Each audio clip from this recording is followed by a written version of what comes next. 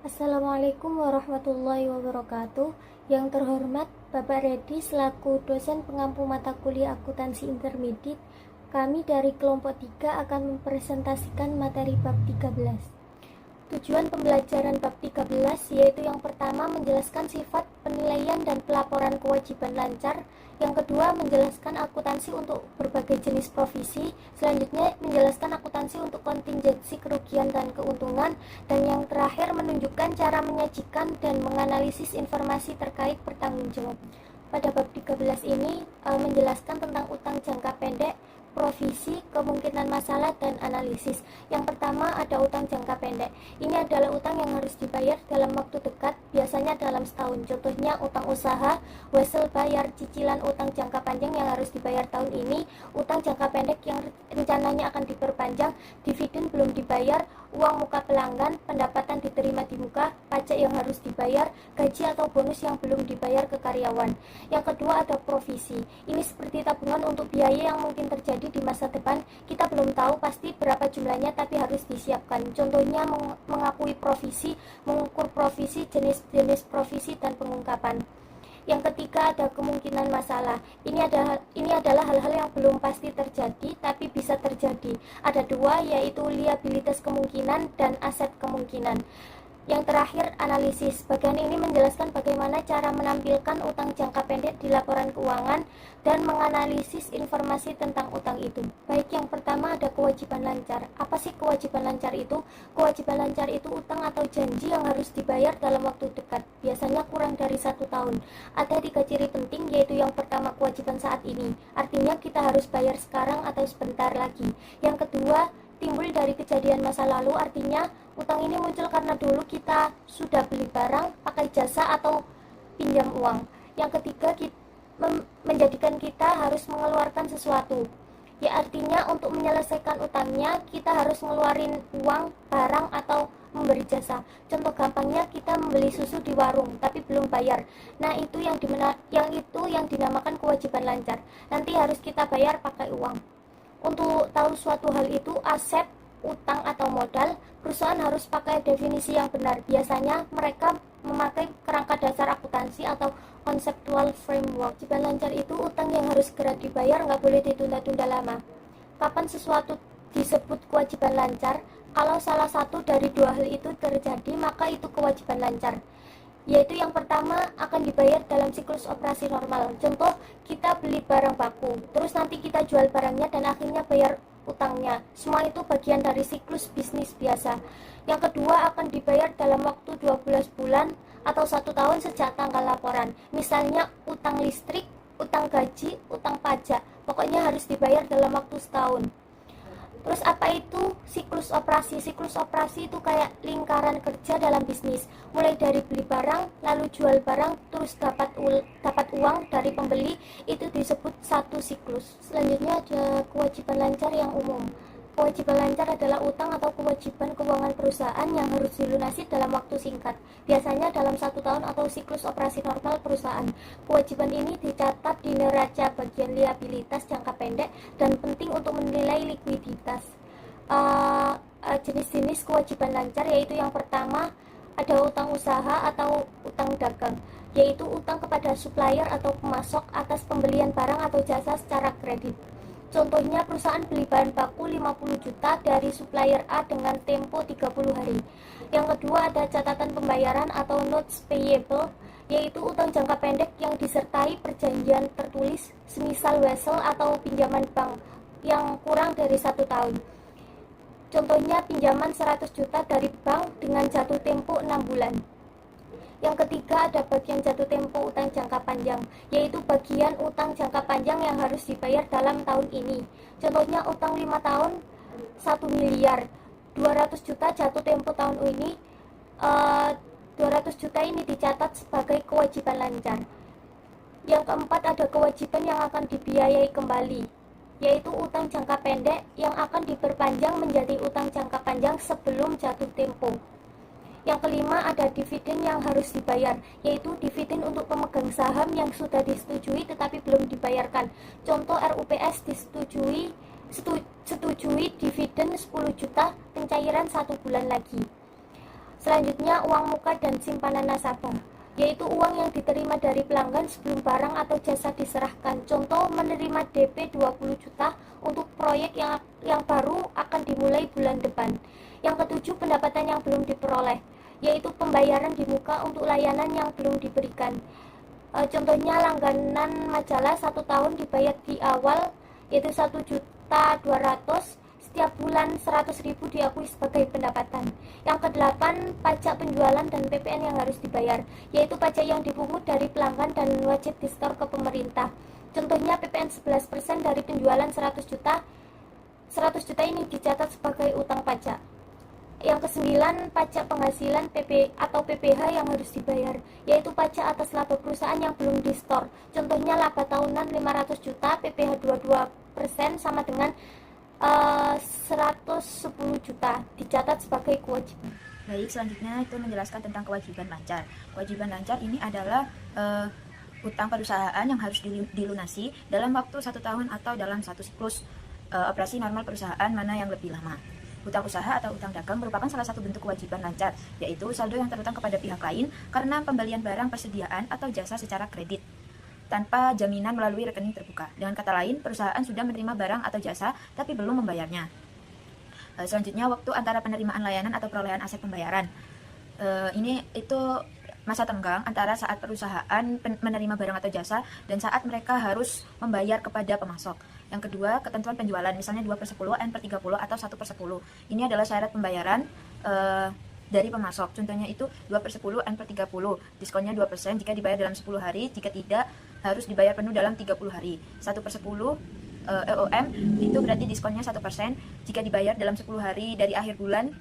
Umumnya periode kredit yang diberikan adalah 30-60 hari. Intinya, utang usaha timbul karena pembelian barang atau jasa secara kredit dengan syarat pembayaran tertentu dan termasuk kewajiban jangka pendek perusahaan jangka pendek perusahaan. Selanjutnya, kewajiban lancar catatan hutang. Apa sih catatan hutang itu? Catatan hutang adalah janji tertulis untuk membayar uang di masa depan. Artinya, perusahaan menulis secara formal bahwa mereka berhutang sejumlah uang dan akan membayarnya di tanggal tertentu. Untuk penjelasan poin-poinnya, yang pertama itu ada timbul dari pembiayaan atau transaksi lainnya. Artinya, catatan hutang itu bisa jadi karena beli barang tapi bayarnya nanti, pinjam uang, transaksi lain, misalnya bayar sewa atau kontrak kerjasama. Untuk poin kedua, diklasifikasikan sebagai jangka pendek atau jangka panjang. Artinya, kalau hutangnya dibayar dalam waktu kurang lebih 1 tahun disebut jangka pendek, kalau lebih dari 1 tahun disebut jangka panjang. Yang ketiga, catatan bisa ada bunganya atau tidak. Kalau mau pinjam uang dari bank biasanya ada bunga, tapi kalau mau beli dari supplier dan sepakat tanpa bunga, maka ya tanpa bunga. Selanjutnya yaitu contoh dari nota berbunga yang diterbitkan.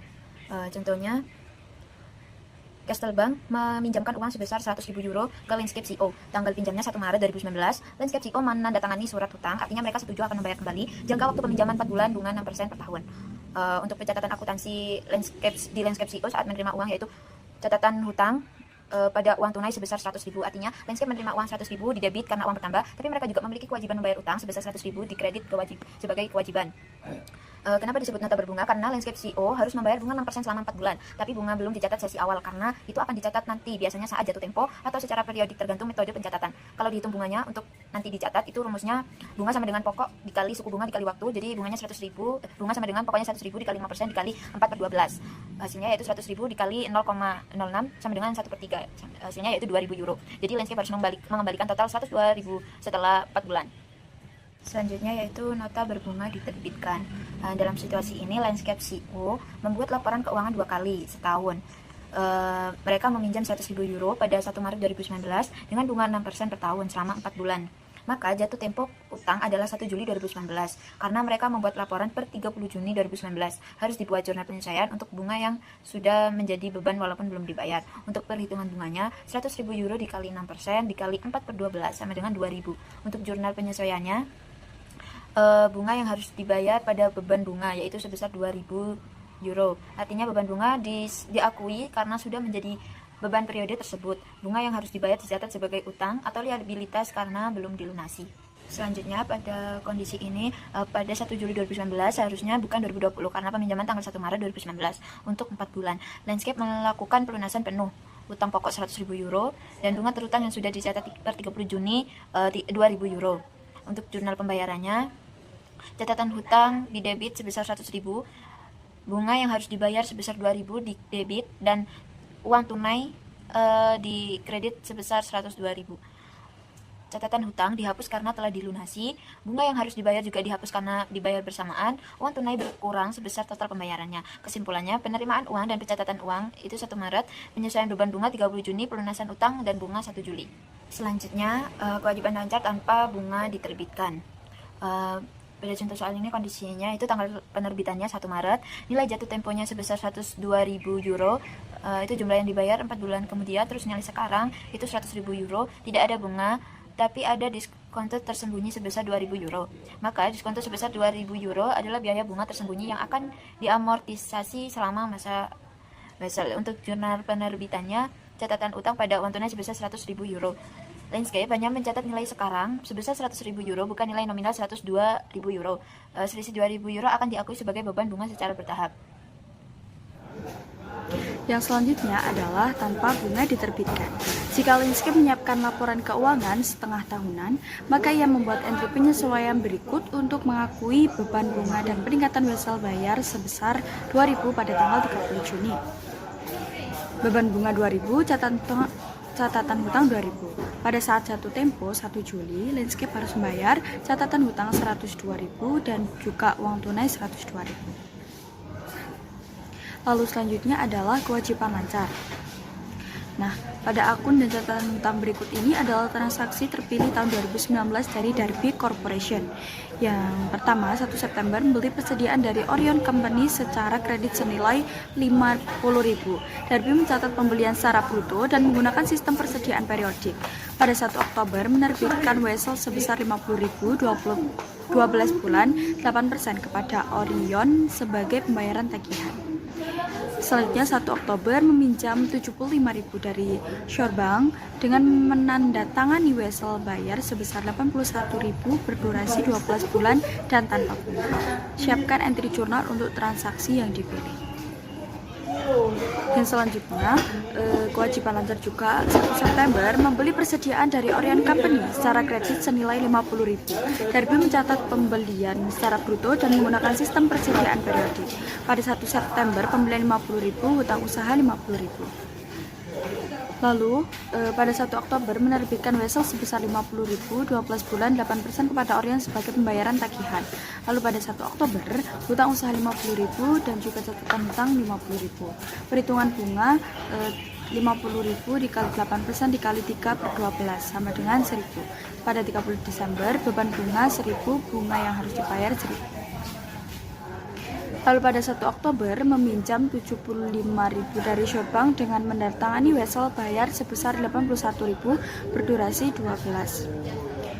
Pada 1 Oktober yakni uang tunai 75.000, catatan hutang 75.000. Perhitungan bunganya yakni 6.000 dikali 3 per 12 sama dengan 1.500. Jadi pada 30 Desember beban bunga 1.500, catatan hutang 1.500. Setelah itu, kewajiban lancar jatuh tempo saat ini dari utang jangka, bagian dari obligasi, surat hipotek, dan utang jangka panjang lainnya yang jatuh tempo dalam tahun fiskal berikutnya. Kecualikan utang jangka panjang yang jatuh tempo saat ini jika utang tersebut, yang pertama, pensiun karena aset yang terkumpul untuk tujuan ini yang belum ditunjukkan sebagai aset lancar. Yang kedua, dibiayai kembali atau dilunasi dari hasil penerbitan utang jangka panjang baru. Atau yang ketiga, dikonversi menjadi saham biasa. Baik, selanjutnya ada kewajiban jangka pendek diharapkan dapat dibiayai kembali. Jadi untuk materi di sini tuh ada kewajiban jangka pendek bisa diklasifikasikan sebagai non lancar jika dua kondisi terpenuhi. Dua kondisi itu ada, yang pertama itu ada niat untuk membiayai kembali kewajiban tersebut menjadi jangka panjang. Yang kedua ada memiliki hak tanpa syarat untuk menunda pembayaran setidaknya selama 12 bulan sejak tanggal pelaporan. Nah, dalam pelaporan keuangan, utang jangka pendek umumnya diklasifikasikan sebagai kewajiban lancar. Namun, jika perusahaan berniat memperpanjang utang dan telah memiliki kesepakatan yang sah, misalnya seperti dengan bank, maka utang tersebut dapat direklasifikasi menjadi utang jangka panjang. Nah, untuk yang selanjutnya ini ada kasus CFU Yongcorp. di mana CFO ini sedang berdiskusi mengenai kemungkinan mengubah klasifikasi beberapa kewajiban jangka pendek menjadi jangka panjang agar rasio keuangan di perusahaan tersebut terlihat lebih baik.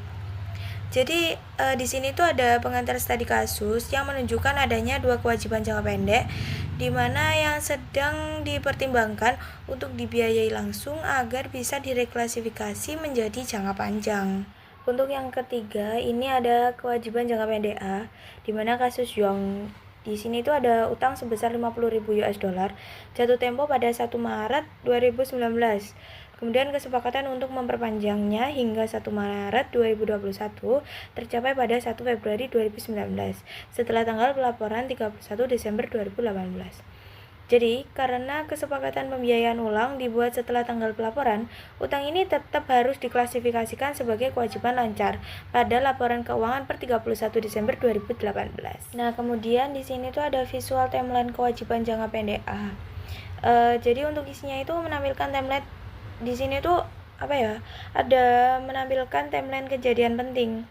Yang pertama ada tanggal jatuh tempo, tanggal kesepakatan pembiayaan ulang, serta tanggal pelaporan dan penerbitan pelaporan. Visual ini mempertegas bahwa karena pembiayaan ulang dilakukan setelah tanggal pelaporannya, maka kewajiban tetap diklasifikasikan sebagai lancar. Kemudian di sini ada kewajiban jangka pendek B di kasus Yong. Yang pertama ada utang sebesar 120.000 US dollar jatuh tempo pada 15 Februari 2019.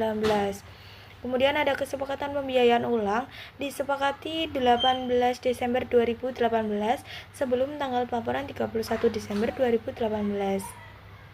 Kemudian selanjutnya ada perpanjangan hingga 1 Februari 2020.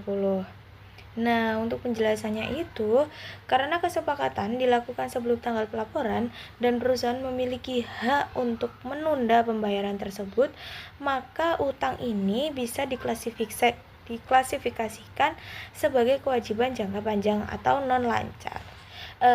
Selanjutnya visual timeline kewajiban jangka pendek B. Di sini itu menampilkan adanya yang pertama ada tanggal kesepakatan pembiayaan ulang pada 18 Desember 2018. Kemudian terjadi sebelum tanggal pelaporan pada 31 Desember 2018. Nah, mendukung bahwa kewajiban ini boleh direklasifikasi menjadi non-lancar karena memenuhi syarat akuntansi yang telah ditentukan. Selanjutnya adalah pajak penjualan dan PPN. Adalah jenis pajak konsumsi yang dikenakan kepada konsumen. Perusahaan hanya menjadi perantara sehingga jumlah pajak yang dipungut dicatat sebagai kewajiban hingga disetorkan ke pemerintah. Nah, contoh ini tuh menunjukkan bagaimana mencatat pendapatan yang belum diterima. Saat pelanggan membayar di awal, uang dicatat sebagai kewajiban. Lalu, saat waktu berjalan dan layanan diberikan, pendapatan diakui secara bertahap. Nah, contoh ini tuh memperlihatkan entry penjualan yang melibatkan pajak. Total uang yang diterima masuk, termasuk pajak, tapi hanya nilai barang yang dicatat sebagai pendapatan. Sisa jumlahnya dicatat sebagai pajak penjualan yang harus dibayar. Selanjutnya adalah pajak penjualan dan PPN. Adalah jenis pajak konsumsi yang dikenakan kepada konsumen. Perusahaan hanya menjadi perantara sehingga jumlah pajak yang dipungut dicatat sebagai kewajiban hingga disetorkan ke pemerintah. Selanjutnya, dividen yang harus dibayar adalah kewajiban lancar karena perusahaan sudah resmi mengumumkan akan membayar dividen kepada pemegang saham. Biasanya dibayar dalam waktu 3 bulan. Tapi kalau dividen belum diumumkan, terutama pada saham preferen kumulatif, itu tidak dianggap kewajiban. Begitu juga dengan dividen dibayar dalam bentuk saham tambahan. Itu dilaporkan dalam ekuitas, bukan sebagai utang. Selanjutnya, uang muka dan deposit pelanggan adalah uang tunai yang bisa dikembalikan, diterima dari pelanggan atau karyawan. Ini bisa diklasifikasikan sebagai kewajiban lancar jika jangka pendek, atau tidak lancar jika jangka panjang. Baik, untuk yang selanjutnya yaitu ilustrasi ini memperlihatkan tahap awal dalam rantai pasokan. Ketika Hill Farms Wheat Company menjual gandum ke Sunshine Baking, Penjualan sebesar 1.000 euro dikenai PPN sebesar 10%, menghasilkan total tagihan 1.100 euro. Hilfarm mencatat 1.000 euro sebagai pendapatan dan 100 euro sebagai kewajiban PPN. Hal ini menunjukkan bagaimana PPN dikenakan sejak tahap awal produksi, dan nilai tersebut akan diteruskan dalam rantai distribusi berikutnya. Untuk slide ini yaitu Sunshine Baking melanjutkan proses dalam rantai pasokan dengan menjual roti ke halus supermarket seharga 2.000 euro, menambahkan PPN 10% menjadi 2.200 euro. Pencatatan mencerminkan pendapatan sebesar 2.000 euro dan kewajiban PPN sebesar 200 euro. Namun, Sunshine tidak menyetorkan seluruh 200 euro ke pemerintah karena mereka telah membayar 100 euro PPN ke Hilfarm sebelumnya. Dengan demikian, mereka hanya menyetor selisihnya, yaitu 100 euro. Ini menggambarkan dengan jelas prinsip pengkreditan pajak masukan dalam sistem PPN, di mana perusahaan hanya membayar PPN atas nilai tambah yang mereka hasilkan. Kemudian, slide ini menjelaskan bagaimana PPN dicatat ketika Halo Supermarket menjual roti kepada konsumen. Dalam transaksi ini, Halo menjual roti seharga 2.400 euro dan menambahkan PPN sebesar 10%, sehingga total yang diterima adalah 2.640 euro. Pencatatan dilakukan dengan memisahkan pendapatan penjualan sebesar 2.400 dan kewajiban PPN sebesar 2.240. Namun karena Halo sebelumnya telah membayar PPN sebesar 200 euro kepada Sunshine Baking saat membeli roti, maka perusahaan hanya perlu menyetorkan selisihnya, yaitu 40 euro ke otoritas pajak. Hal ini mencerminkan prinsip dasar PPN, yaitu pengenaan pajak hanya atas nilai tambah dan bukan atas keseluruhan nilai penjualan. Kemudian pada slide ini, fokus beralih ke jenis pajak lain yang juga menjadi kewajiban perusahaan, yaitu pajak penghasilan atau PPh. Perusahaan wajib menghitung jumlah pajak yang terutang atas penghasilannya dan melaporkannya dalam pengembalian pajak. PPh ini merupakan kewajiban lancar karena harus dibayarkan secara berkala. Kadang-kadang, terdapat perbedaan antara pendapatan menurut akuntansi dan pendapatan kena pajak, yang disebabkan oleh perbedaan metode pengakuan antara standar akuntansi dan peraturan perpajakan. Pemahaman atas perbedaan ini penting dalam penyusunan laporan keuangan yang akurat dan kepatuhan perpajakan. Pada slide ini membahas kewajiban perusahaan yang berkaitan langsung dengan kompensasi kepada karyawan. Setiap jumlah yang terutang kepada karyawan, baik berupa gaji, tunjangan, maupun kompensasi atas ketidakhadiran yang dibayar, harus dicatat sebagai kewajiban lancar. Termasuk dalam kategori ini adalah pemotongan gaji untuk pajak dan jaminan sosial, serta bonus yang masih harus dibayarkan. Semua kewajiban ini menunjukkan tanggung jawab perusahaan dalam memenuhi hak-hak karyawan secara tepat waktu dan akurat. Yang terakhir yaitu pemotongan gaji mencakup kewajiban perusahaan untuk menahan dan menyetor pajak serta iuran sosial dari gaji karyawan. Pajak yang dipotong mencakup pajak jaminan sosial dan pajak penghasilan karyawan. Dalam praktiknya, karyawan menanggung sebagian dari pajak ini, sementara perusahaan menanggung sisanya. Meskipun ditanggung oleh karyawan, perusahaan tetap wajib melaporkan dan menyetorkan seluruh potongan ini ke lembaga pemerintah terkait, sampai pembayaran dilakukan. Seluruh potongan tersebut dianggap sebagai kewajiban dalam laporan keuangan perusahaan. Nah, baik, selanjutnya yaitu ada kewajiban terkait karyawan. Jadi di sini terdapat ilustrasi, yaitu asumsikan gaji mingguan sebesar 10.000 sepenuhnya. Dikenakan pajak jaminan sosial sebesar 8% dengan pemotongan pajak penghasilan sebesar 1.320 dan iuran sertifikat pekerja sebesar 88. Perusahaan mencatat upah dan gaji yang dibayarkan dan pemotongan gaji karyawan sebagai berikut. Jadi beban upah dan gaji terdapat di debit. Lalu untuk di kredit terdapat pemotongan yang harus dibayar yaitu 1.320, pajak jaminan sosial yang harus dibayar sebesar 800, iuran sertifikat pekerja yang harus dibayar sebesar 88, dan uang tunai sebesar 7.792. Nah, angka 800 di pajak jaminan sosial yang harus dibayar itu berasal dari 8% dikalikan dengan 10.000, yaitu pajak jaminan sosial dikalikan dengan gaji mingguan. Nah, untuk uang tunai itu dihasilkan dengan beban upah dan gaji sebesar 10.000 nanti kita kurangi dengan jumlah pemotongan yang harus dibayar, pajak jaminan sosial yang harus dibayar, dan iuran sertifikat pekerja yang harus dibayar. Jadi 10.000 dikurangi dengan 2.208. Nah, baik, selanjutnya yaitu terdapat ilustrasi. Ilustrasi ini berkaitan dengan pencatatan pajak penggajian dari sisi pemberi kerja. Nah, kalau perusahaan mencatat pajak gaji pemberi kerja itu sebagai berikut. Jadi beban pajak penggajian itu di bagian debit itu dikarenakan dikarenakan beban ini merupakan biaya tambahan yang ditanggung perusahaan untuk karyawan tersebut. Sedangkan untuk pajak jaminan sosial yang harus dibayar sebesar 800 ditaruh di sisi kredit karena karena perusahaan berkewajiban menyetorkan pajak ini ke pemerintah. Nah, perusahaan harus menyetorkan kepada pemerintah bagiannya dari pajak jaminan sosial beserta jumlah pajak jaminan sosial yang dipotong dari gaji kotor setiap karyawan. Jadi perusahaan tidak hanya memotong pajak jaminan sosial dari gaji karyawan, tapi juga menanggung bagian yang sama besarnya dan mencatatnya sebagai beban. Kedua bagian ini wajib disetorkan ke pemerintah oleh perusahaan. Baik, yang selanjutnya yaitu membahas tentang ketidakhadiran yang diberi kompensasi. Ketidakhadiran yang dibayar karena liburan, sakit, serta cuti hamil, cuti ayah, dan cuti curi. Lalu yang berikutnya terdapat jenis-jenis berdasarkan hak karyawan. Yang pertama ada hak yang dimiliki. Jadi karyawan itu memiliki hak yang pasti dimiliki oleh karyawan. Perusahaan wajib membayar kompensasi meskipun karyawan berhenti bekerja atau di PHK. Jadi contohnya, cuti tahunan yang belum diambil dan akan dibayar saat resign. Lalu ada yang namanya hak yang terakumulasi. Jadi hak ini jika tidak digunakan dalam satu periode, hak ini dapat diteruskan ke periode berikutnya. Jadi karyawan dapat mengumpulkan hak selama bekerja. Contohnya yaitu cuti tahunan yang bisa diakumulasi dan diambil tahun depan. Lalu yang ketiga ada hak yang tidak terakumulasi. Jadi jika tidak digunakan dalam periode tersebut, hak ini akan hangus, tidak dapat dipindahkan ke tahun berikutnya. Contohnya cuti sakit yang tidak diambil tahun ini tidak bisa digunakan di tahun depan.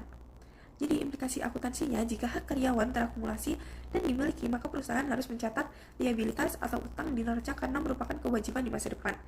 Lalu jika hak tidak terakumulasi dan tidak dimiliki, tidak perlu mencatat liabilitas atau utang karena perusahaan tidak memiliki kewajiban di masa. Yang selanjutnya terdapat ilustrasi lagi yaitu Amutron NF mulai beroperasi pada tanggal 1 Januari 2019. Perusahaan mempekerjakan 10 orang dan membayar masing-masing 480 euro per minggu. Karyawan memperoleh 20 minggu liburan yang tidak digunakan pada tahun 2019. Pada tahun 2020 karyawan menggunakan minggu liburan tersebut, tetapi sekarang mereka masing-masing memperoleh 540 euro per minggu. Amutron memperoleh gaji liburan yang terkumpul pada tanggal 31 Desember 2019 sebagai berikut. Baik, jadi saya akan menjelaskan fakta di dalam ilustrasi tersebut. Jadi tanggal mulai operasionalnya itu 1 Januari 2019. Lalu jumlah karyawannya terdapat 10 karyawan. Gaji per minggu di tahun 2019 itu 480 euro. Minggu liburan yang tidak digunakan itu terdapat 2 minggu per karyawan. Jadi 10 karyawan dikali 2 minggu sama dengan 20 minggu. Total gaji liburan yang belum diambil di akhir 2019 sama dengan 20 minggu dikali 480 euro sama dengan 9.600 euro. Lalu gaji per minggu tahun 2020 naik menjadi 540 euro. Jadi karyawan mengambil libur di tahun 2020 dan dibayar dengan tarif baru sebanyak 540 euro per minggu. Jadi 20 minggu dikali 540 euro. Jadi 10.800 euro. Lalu saat libur belum digunakan tetapi karyawan berhak atasnya, maka perusahaan harus mengakui liabilitas atas gaji liburan yang belum diambil. Jadi saya akan menjelaskan jurnal penggajian pada tahun 2016, yaitu beban gaji dan upah terdapat di debit sebesar 9.600, lalu gaji dan upah yang harus dibayar sebesar 9.600 di kredit. Perusahaan mencatat beban gaji karena karyawan sudah mendapatkan hak atas liburan itu, tetapi karena belum dibayar dicatat sebagai kewajiban atau utang. Lalu kita akan membahas jurnal akuntansi tahun 2020-nya saat libur diambil dan dibayar.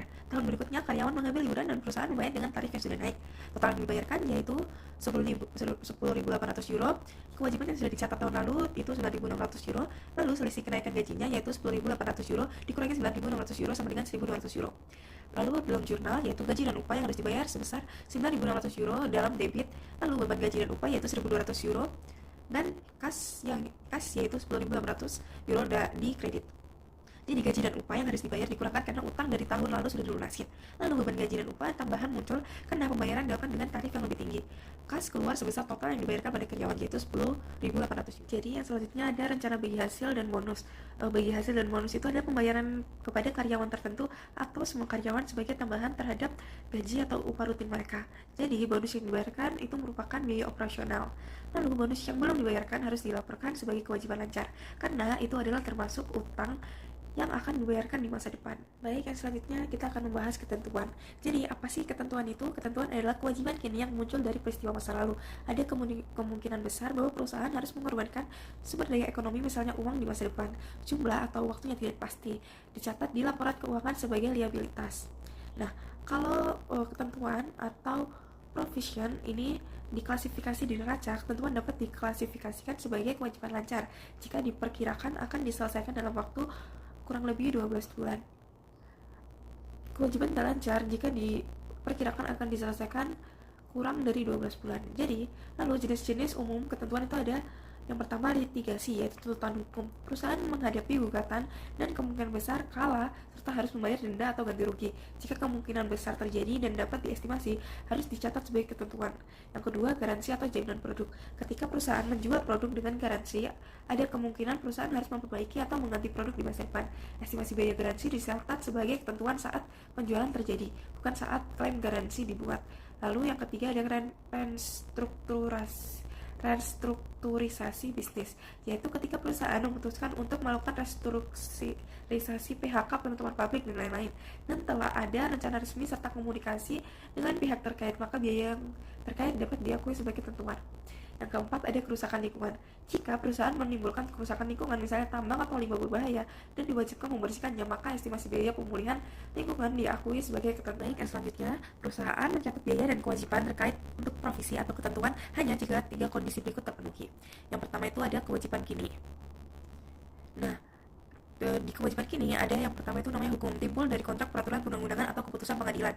Contohnya, kewajiban membayar denda karena pelanggaran hukum. Yang kedua ada konstruktif, yaitu timbul dari praktik atau kebijakan perusahaan di masa lalu yang menciptakan harapan kuat dari pihak lain bahwa perusahaannya akan menyelesaikan kewajiban tersebut. Contohnya, perusahaan selalu memberikan bonus tahunan meskipun tidak diwajibkan secara kontrak. Lalu yang kedua itu ada kemungkinan besar probable terjadi arus keluar. Jadi artinya ada kemungkinan besar lebih dari 50% bahwa perusahaan akan mengeluarkan sumber daya ekonomi, biasanya kas, untuk menyelesaikan kewajiban tersebut. Jika kemungkinannya rendah atau tidak pasti, maka tidak boleh diakui sebagai provisi, hanya diukur sebagai kontingensi dalam catatan atas laporan keuangan. Lalu yang ketiga dapat diestimasi secara andal atau reliably measurable. Jadi jumlah kewajiban dapat diukur secara masuk akal walaupun berupa estimasi. Jika tidak dapat diestimasi secara andal, provisi tidak boleh diakui, hanya diungkap.